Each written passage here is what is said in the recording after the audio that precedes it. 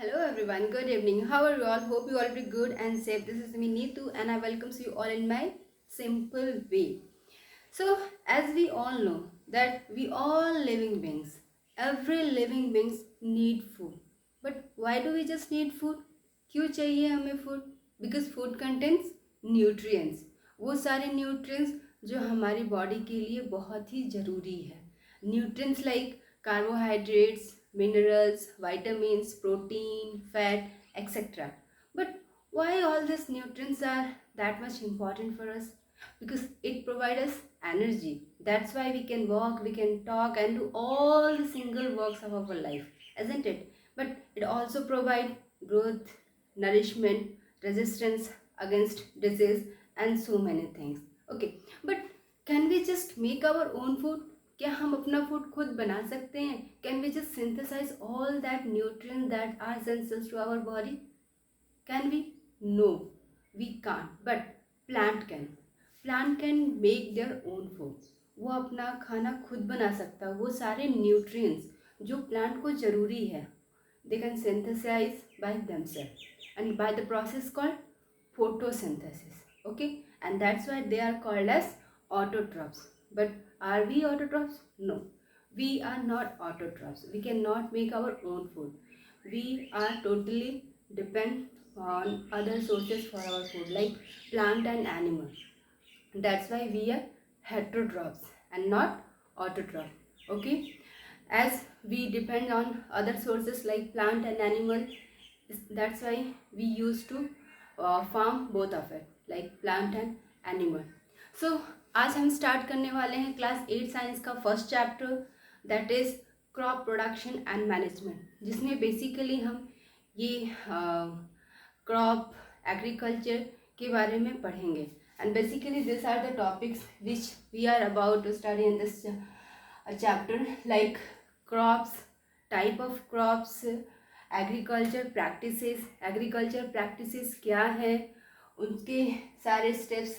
Agriculture practices में mainly 7 steps हैं. Basically 7 steps है जिसको हमें पढ़ना है, like preparation of soil, sowing, adding manure and fertiliser, irrigation, protection from weeds, harvesting, storage, and at the end of the chapter we will study about the animal husbandry. So let's start with the agriculture. Okay, agriculture.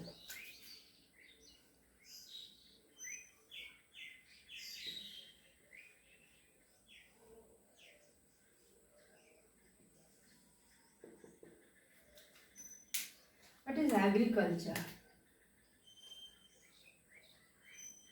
Cultivating soil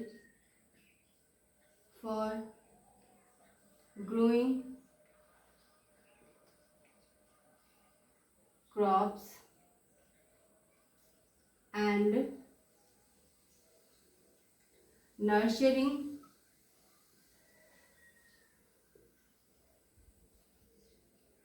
nurturing animal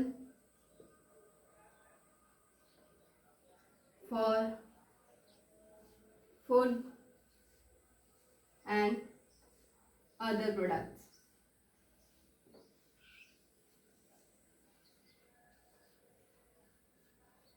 Okay, so agriculture is a cultivating soil for growing crops and nurturing animal for food and other product. जैसे कि हमें पता है कि हम अपना food खुद नहीं बना सकते, हमें अपने फूड के लिए दूसरे sources like plant and animal पे डिपेंड होना पड़ता है. That's why we use to farm both of it, like by cultivating soil for growing crops, okay, and by nurturing animals for food. हम पशुपालन करते हैं, हम कृषि करते हैं. ओके, सो ये हम एग्रीकल्चर के बारे में पढ़ें. Now let's start with the topic mentions over here. Okay, like crops.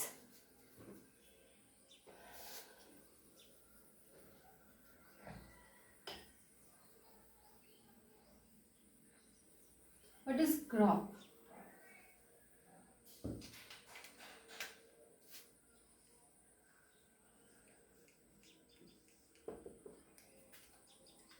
Well, same kind of same kind of plants being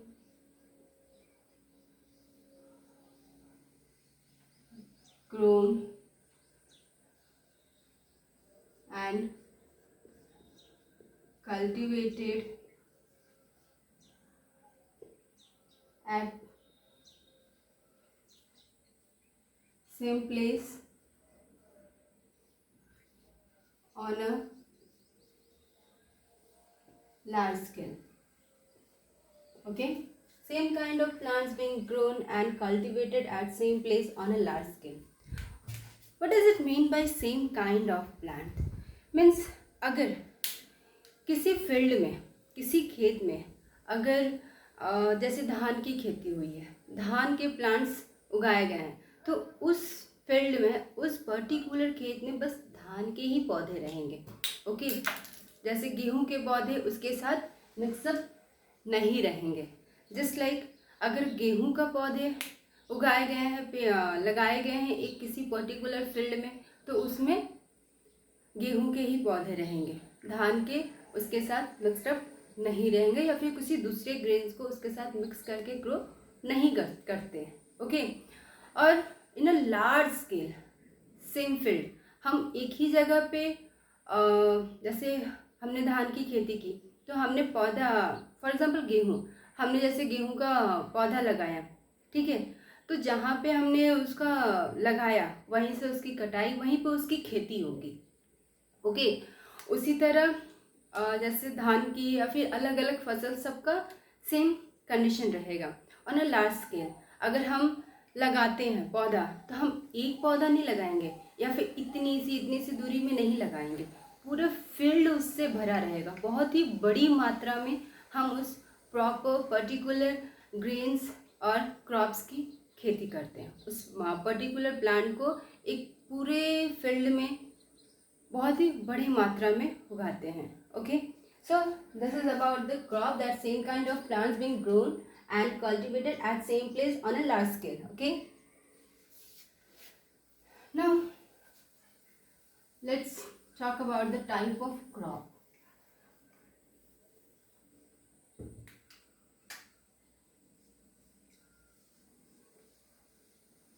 Types of crop. Okay,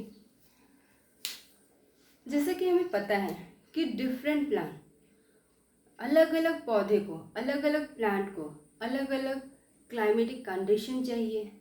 okay, अलग अलग प्लांट्स की अलग अलग रिक्वायरमेंट्स हैं.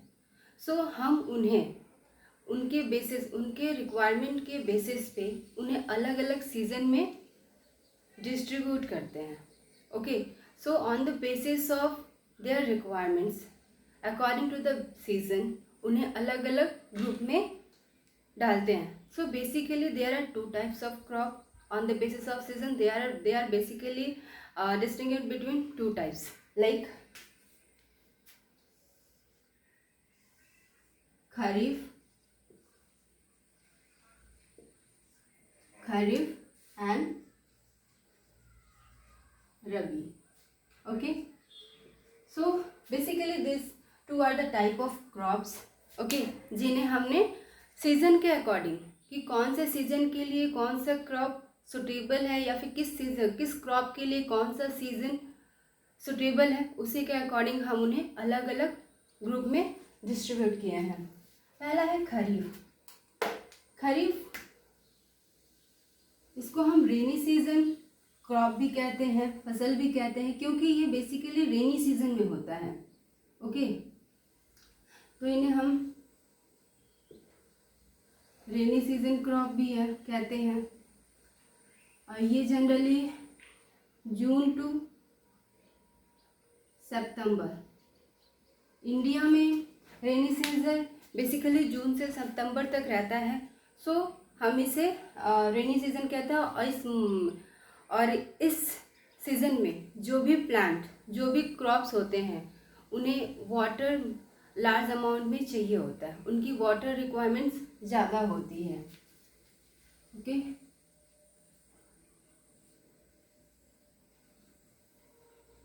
Need lots of water, lots of water. Okay, so इनके दिख नहीं रहा, मैं थोड़ा क्लियरली लिख देती हूँ.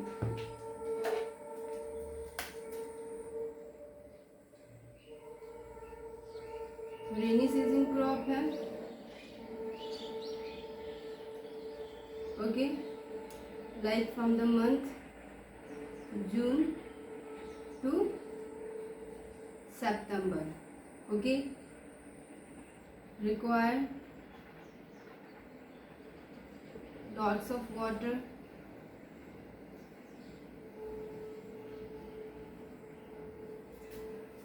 कुछ एग्जाम्पल्स लेते हैं हम खरीफ क्रॉप्स के, like paddy, okay, cotton, paddy, cotton, groundnut,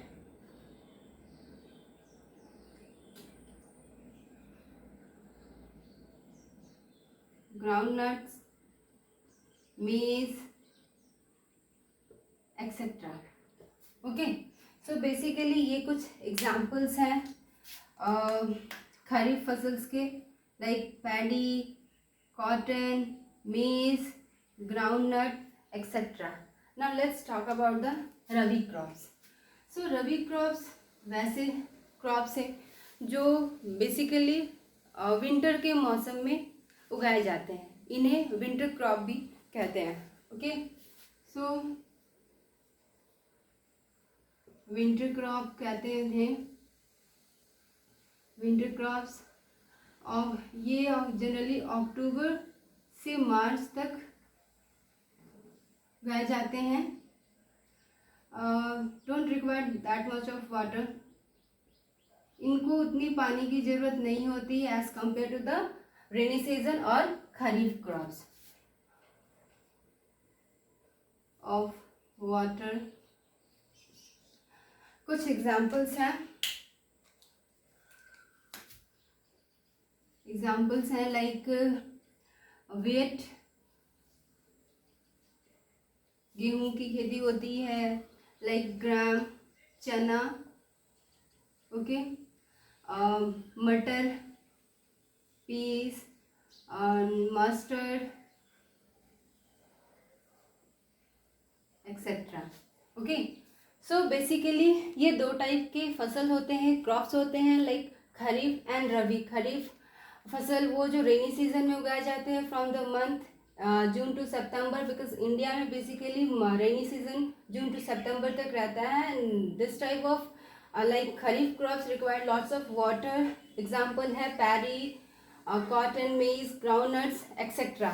just like rabi winter crops से जाना जाता है क्योंकि ये जनरली ठंड के मौसम में उगाए जाते हैं from the month October, in between October to March, and don't require lots of water. Examples wheat, gram, peas and mustard. Okay, as far we have learned about agriculture, crops and types of crops. Okay, now let's talk about the agricultural practices.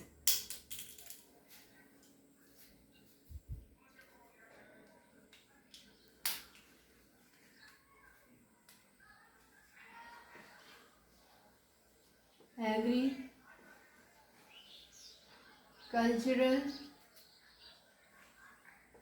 practices.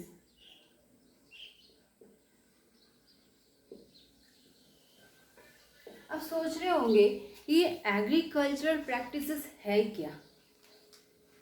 तो agricultural practices वो step है, वो procedure और process जो एक किसान अपनी खेती को करने के लिए, खेती को कंप्लीट करने के लिए यूज़ करता है.